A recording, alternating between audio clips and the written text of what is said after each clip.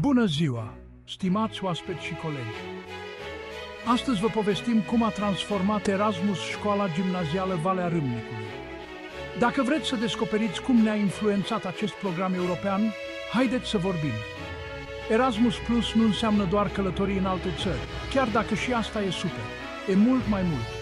Imaginați-vă că aveți șansa să învățați lucruri noi, să legați prieteni internaționale și să descoperiți culturi diferite. Toate astea ne-au îmbogățit experiența școlară, nouă elevilor care am participat la mobilitatea internațională din Polonia.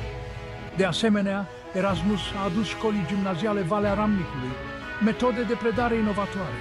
Cadrele didactice au participat la cursuri de formare peste hotare și s-au întors cu idei creative și tehnici moderne. Acum orele sunt mai interactive și mai pline de viață. Apoi avem proiecte realizate împreună cu școli din spațiul național.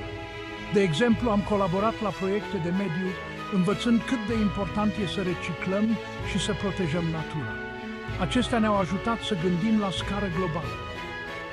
Un alt aspect important este dezvoltarea abilităților sociale. Prin schimburile de experiență, elevii școlii gimnaziale Valea Râmnicului au învățat să comunice mai bine, să lucreze în echipă și să fie mai toleranți. Au avut ocazia să-și îmbunătățească cunoștințele de limbi străine și să-și facă prietenii de o viață. Și nu în ultimul rând, a crescut încrederea și stima de sine. Participând la diferite activități internaționale, au învățat să se descurce în situații noi și să fie independenți.